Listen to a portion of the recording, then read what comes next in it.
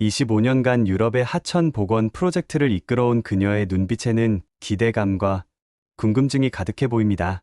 공항철도를 타고 서울역으로 향하는 차창 밖으로 한강이 스쳐 지나가고 세계 어디서도 보지 못한 기적을 확인하러 온 여행이 시작되었습니다. 안녕하세요.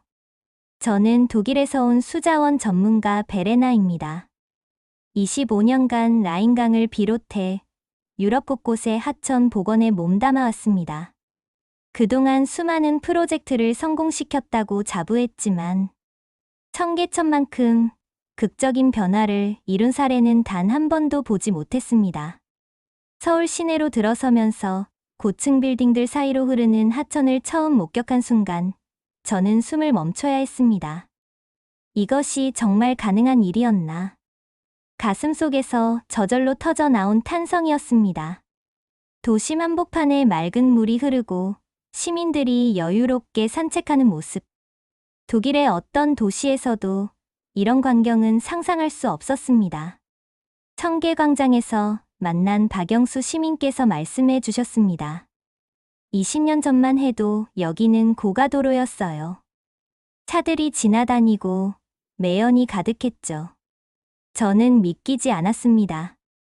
지금 제 발 아래로 흐르는 이 아름다운 하천이 불과 20년 전까지는 콘크리트 구조물 아래 묻혀 있었다니요. 물의 흐름을 따라 걸으며 저는 계속해서 놀라움을 금할 수 없었습니다. 하천 양쪽으로 늘어선 버들나무들, 물속에서 유영하는 물고기들, 징검다리를 건너는 아이들의 웃음소리. 이 모든 것이 인위적으로 만들어진 것이 아니라 자연스럽게 어우러져 있었습니다. 우리나라 사람들은 정말 대단하다고 생각해요. 옆에서 걷던 이미경 할머니의 말씀이 제 마음에 깊이 와 닿았습니다. 불가능해 보이는 일도 의지가 있으면 해내거든요. 그 순간 저는 왜 이곳을 찾아왔는지 분명히 알 수 있었습니다. 청계천 복원이 단순한 도시 재개발이 아니라는 것을 즉시 깨달았습니다. 이는 미래 세대를 위한 환경 복원이자 도시와 자연이 공존할 수 있다는 희망의 메시지였습니다. 독일에서 수십 년간 연구해온 저조차 이런 완벽한 조화는 상상하지 못했습니다. 해가 저물어가는 청계천에서 저는 다짐했습니다. 이 기적 같은 이야기를 세계에 알려야겠다고. 한국이 만들어낸 이 놀라운 성과를 독일을 비롯한 전 세계가 배워야 한다고. 내일부터 시작될 본격적인 탐구가 벌써 기대됩니다. 경복궁 근정전 앞에서 저는 500년 전 조선 왕조의 지혜를 마주했습니다. 궁궐 곳곳에 흐르는 물길들, 자연의 흐름을 거스르지 않고 조화롭게 배치된 건물들. 이 모든 것이 청계천 복원의 뿌리였다는 사실을 깨닫는 순간이었습니다. 조선왕조실록 연구소의 김태훈 박사님께서 설명해 주셨습니다. 태종 때부터 청계천 관리는 국가의 핵심 사업이었습니다. 단순히 물길을 막거나 돌리는 것이 아니라 자연의 섭리에 따라 관리했죠. 그리고 홍수 피해를 막기 위해 공사도 진행했었죠. 저는 깜짝 놀랐습니다. 500년 전 조선인들이 이미 지속가능한 하천 관리의 원칙을 세웠다니요. 창덕궁 후원을 거닐며 더욱 놀라운 사실을 발견했습니다. 비원의 물길들이 모두 자연스러운 곡선을 그리며 흐르고 있었습니다. 정조 시대의 준천 사업 기록을 살펴보니 당시에도 하천의 생태계를 보호하면서 치수 사업을 진행했다는 내용이 가득했습니다. 이는 독일보다도 더 앞선 생각이었습니다. 특히 인상 깊었던 것은 조선시대 선조들이 청계천을 단순한 배수로가 아닌 도성의 생명줄로 여겼다는 점입니다. 한양도성 설계 당시부터 청계천은 도시의 중심축 역할을 했고, 왕실에서는 이 하천의 수질과 생태계를 세심하게 관리했습니다. 국립중앙박물관에서 만난 조선시대 지도들을 보며 저는 또 한 번 경탄했습니다. 500년 전 지도에서도 청계천은 굽이굽이 자연스럽게 흐르는 모습으로 그려져 있었습니다. 직선화하지 않고 원래의 모습을 그대로 유지하려 했던 선조들의 지혜가 고스란히 담겨 있었습니다. 조선의 왕들은 하천을 단순히 이용의 대상으로 보지 않았습니다. 함께 살아가야 할 동반자로 여겼죠. 한국학중앙연구원의 박민수 교수님 말씀이 제 가슴에 깊이 새겨졌습니다. 이런 철학이 있었기에 21세기에 청계천 복원이라는 기적이 가능했던 것입니다. 조선왕조의 하천관리 철학을 연구하면서 저는 한국인들의 자연관에 대해 새롭게 깨달았습니다. 서구의 정복적 자연관과는 달리 자연과의 조화를 추구했던 조선의 철학. 이것이야말로 현대 환경과학이 추구하는 가장 이상적인 모델이었습니다. 궁궐을 나서며 저는 확신했습니다. 청계천 복원의 성공은 하루아침에 이루어진 것이 아니라 500년간 이어져 온 한국인들의 자연 사랑과 지혜의 결실이라는 것을. 독일로 돌아가서 동료들에게 꼭 전하고 싶은 이야기가 하나 더 생겼습니다. 전쟁기념관에서 저는 1950년대 한국에 참혹했던 현실을 마주했습니다. 폐허가 된 서울, 피난민들로 가득한 청계천 주변. 사진 속 모습들이 제 가슴을 무겁게 짓눌렀습니다.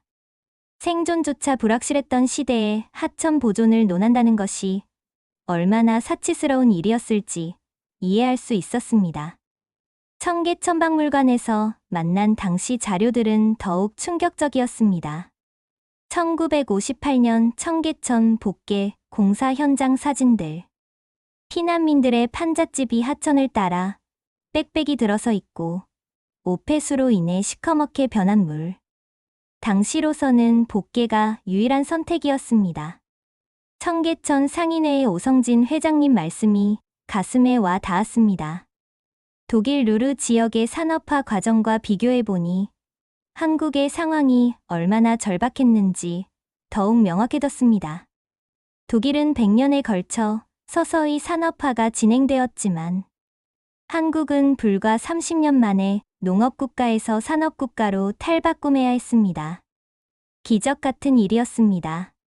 1960년대 청계고가도로 건설 당시 기록을 살펴보며 저는 한국인들의 생존 의지에 감탄했습니다.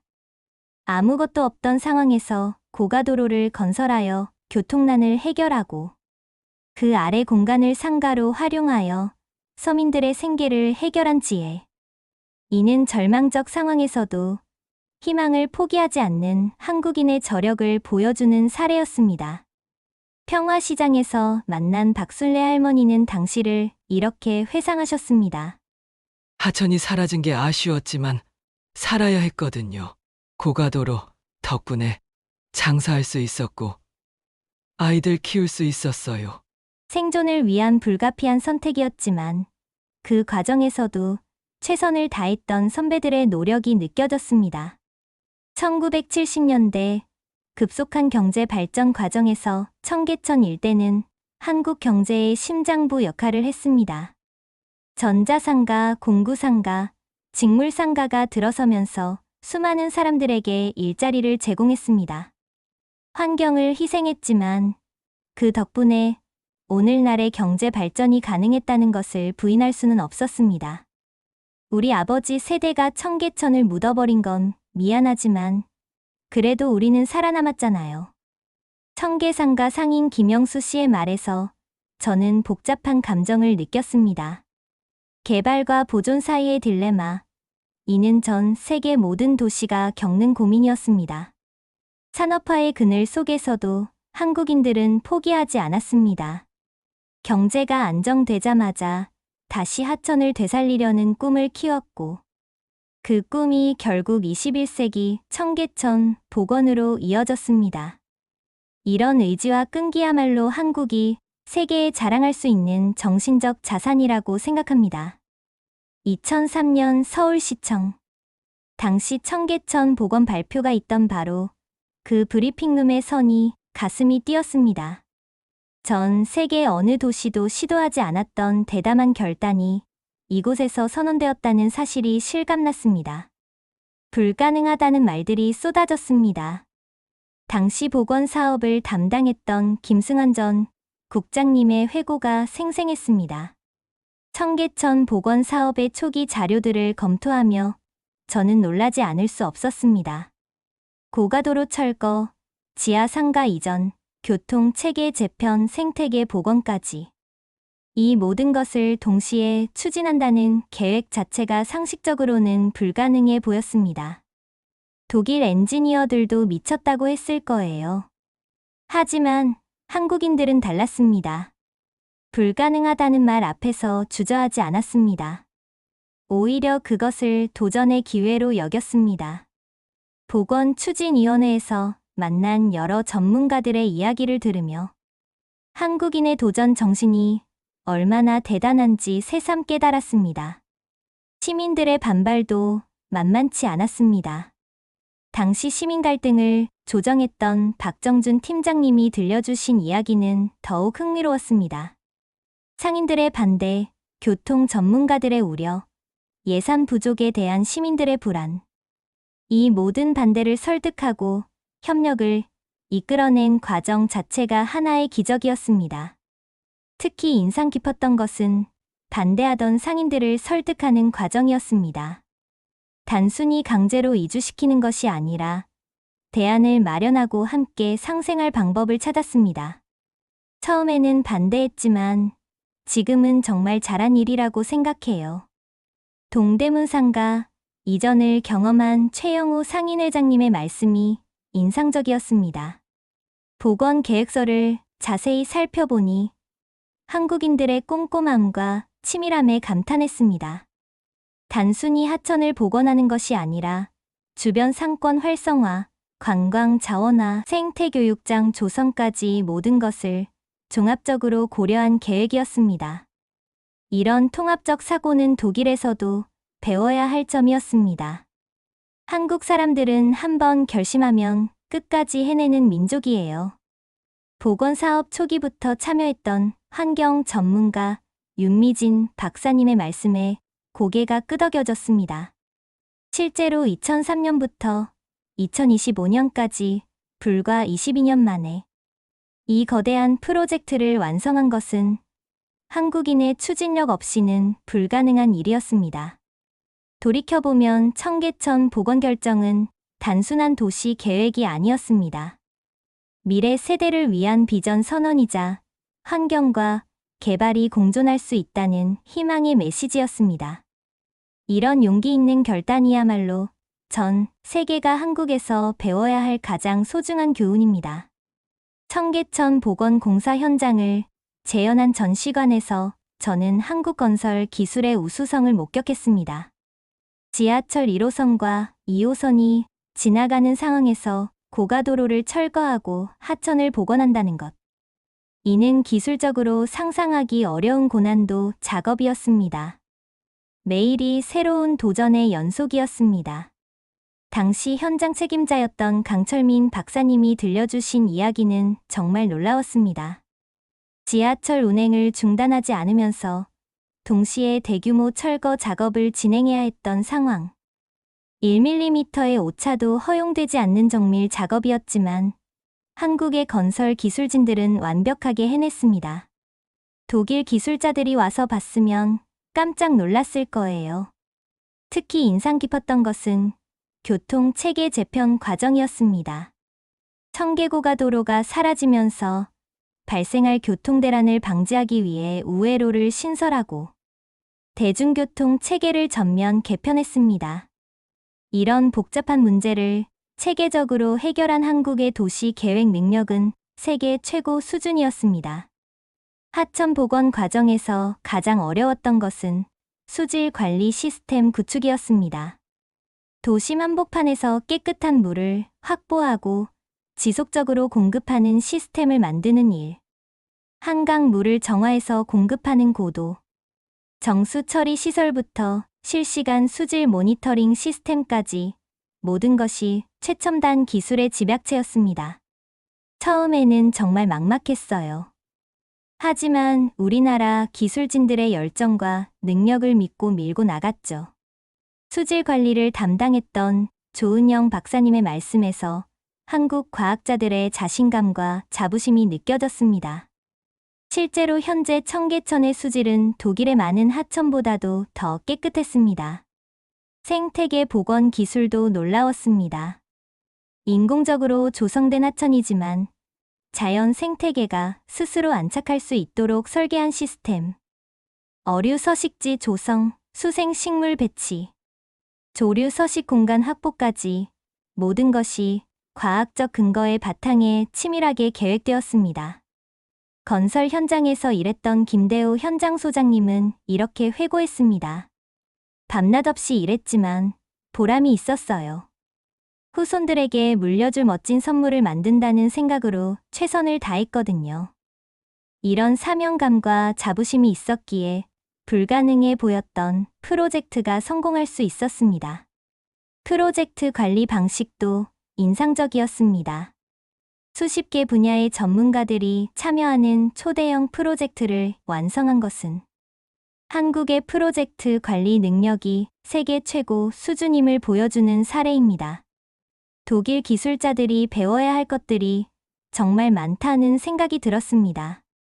결국 청계천 복원의 성공은 기술과 의지의 만남이었습니다. 세계 최고 수준의 기술력과 불굴의 의지, 그리고 미래를 향한 비전이 결합되어 만들어낸 기적. 이것이야말로 한국이 전 세계에 자랑할 수 있는 가장 소중한 성과라고 생각합니다. 새벽 6시 청계천변에서 조류 관찰을 시작했습니다. 한국의 생물학자 정미숙 박사님과 함께하는 생태계 조사는 연일 놀라움의 연속이었습니다. 20년 전만 해도 이곳에는 생명체라곤 찾아볼 수 없었는데 지금은 600여 종의 생물이 서식하고 있어요. 정말 믿기 어려운 변화였습니다. 물속을 들여다보니 다양한 어류들이 유영하고 있었습니다. 피라미, 붕어, 잉어는 물론이고 생태계 건강성을 나타내는 지표종까지 서식하고 있다는 사실에 놀랐습니다. 독일 라인강 복원에 50년이 걸렸는데 여기는 20년 만에 이런 결과를 만들어냈다니 정말 대단합니다. 하천 양쪽으로 조성된 습지에서는 더욱 풍부한 생태계를 확인할 수 있었습니다. 수생식물들 사이로 다양한 곤충들이 활동하고 그것을 먹이로 하는 새들이 찾아오는 자연스러운 먹이사슬이 형성되어 있었습니다. 인공적으로 만들어진 공간이지만 완전히 자연화된 모습이었습니다. 처음 복원했을 때는 생물 종류가 100종도 안 됐어요. 하지만 해마다 증가해서 지금은 600종을 넘어섰죠. 청계천 생태 모니터링을 담당하고 있는 김영환 박사님의 설명이 흥미로웠습니다. 생태계가 스스로 회복하고 발전해 나가는 과정을 지켜본 것은 정말 소중한 경험이었습니다. 특히 놀라웠던 것은 조류의 다양성이었습니다. 도심 한복판임에도 불구하고 50여 종의 새들이 서식하고 있었습니다. 백로, 외가리 같은 대형 조류부터 참새, 직박구리 같은 텃새까지. 이들이 청계천을 중심으로 안정적인 서식지를 형성하고 있다는 것은 생태 복원의 완성도를 보여주는 증거였습니다. 하지만 가장 감동적이었던 것은 시민들의 생태 의식 변화였습니다. 청계천을 찾는 시민들이 생물을 관찰하고 보호하는 모습, 아이들에게 자연의 소중함을 가르치는 부모들의 모습. 시민들이 직접 생태계 보전에 참여하고 있어요.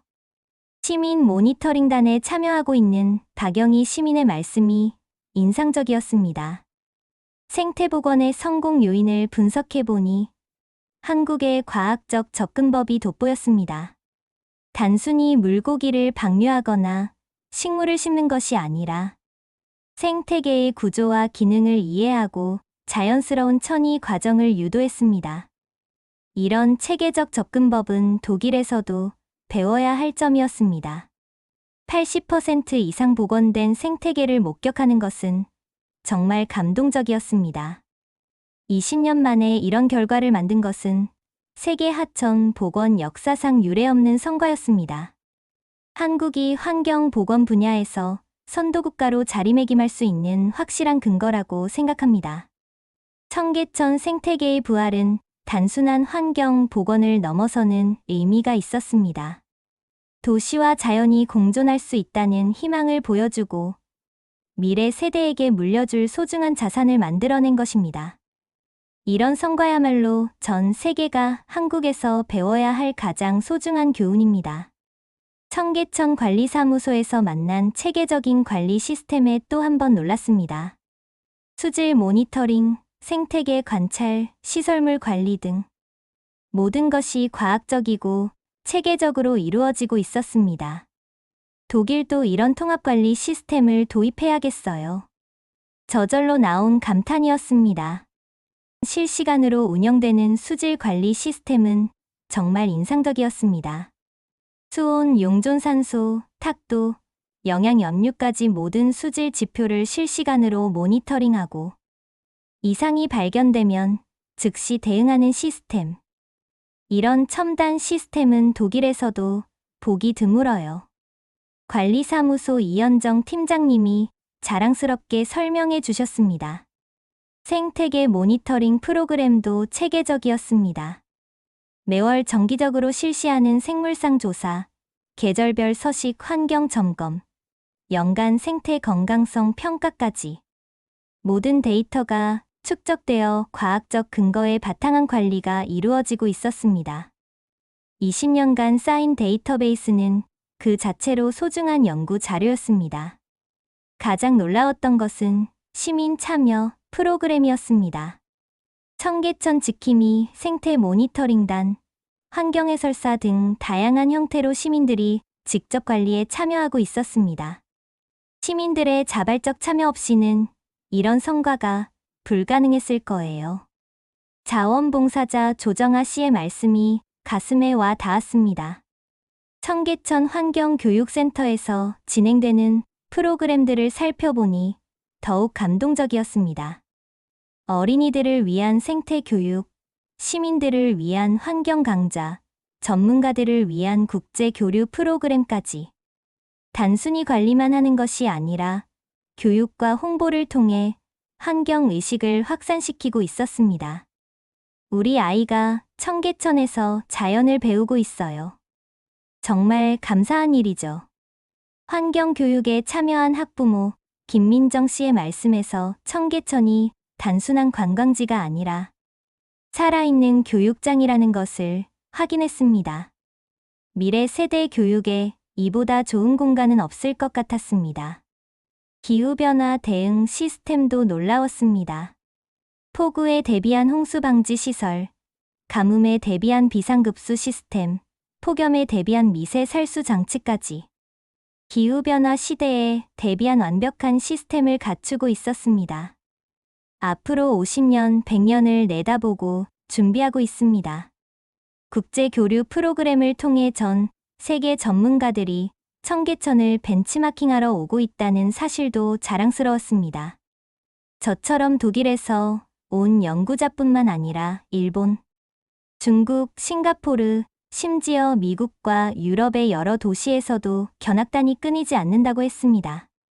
한국이 환경 선진국으로 인정받고 있다는 증거였습니다. 처음에는 관리가 어려울 거라고 걱정했는데 지금은 오히려 자랑거리가 되었어요. 20년간 청계천을 지켜온 박철수 관리소장님의 말씀에서 한국인의 끈기와 성실함을 느낄 수 있었습니다. 이런 지속적인 노력이 있었기에 청계천이 오늘날까지 아름다운 모습을 유지할 수 있었습니다. 청계천의 지속가능한 관리 시스템을 보며 저는 확신했습니다.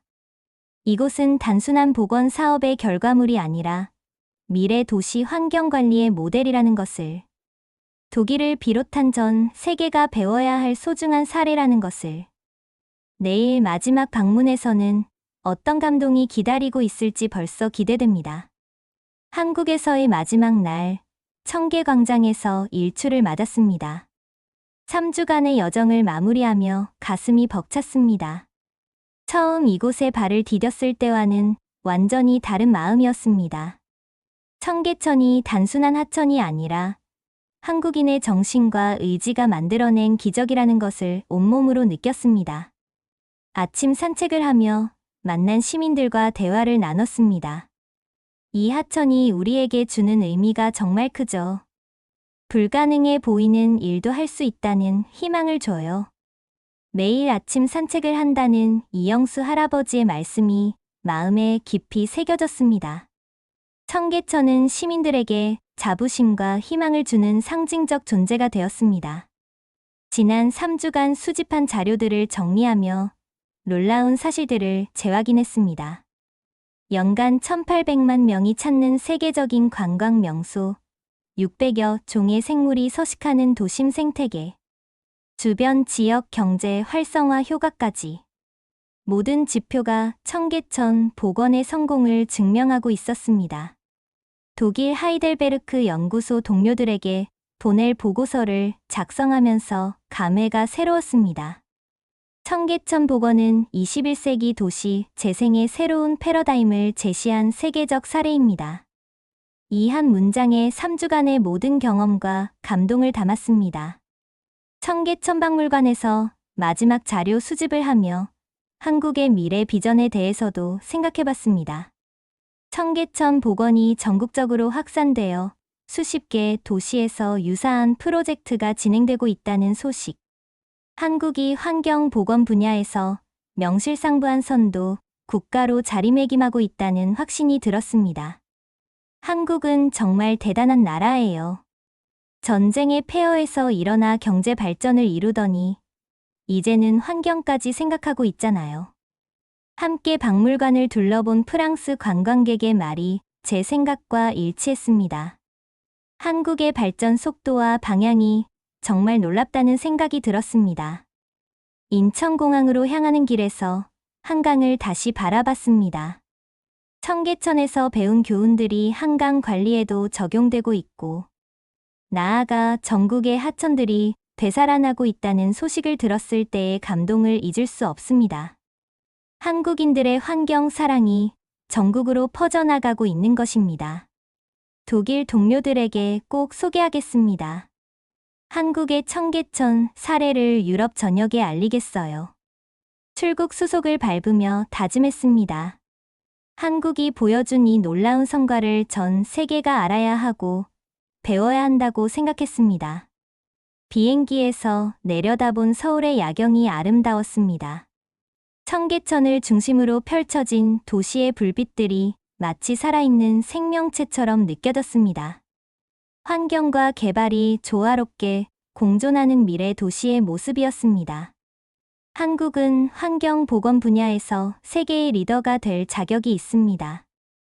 이것이 3주간의 한국 체험을 마무리하며 내린 최종 결론이었습니다. 청계천에서 배운 교훈을 독일로, 유럽으로, 전 세계로 전파하는 것이 저희 사명이라고 생각합니다. 한국이 만들어낸 기적을 세계가 함께 나누어야 합니다. 어떠신가요? 청계천의 역사를 모르는 한국 사람도 많습니다. 이렇게 자연과 도심이 어우러진 한국이 자랑스럽습니다. 아름다운 청계천을 알리기 위해 더욱 많은 사람들에게 공유해 주세요. 구독과 좋아요는 사랑입니다. 이상 스페셜 해외 사연이었습니다.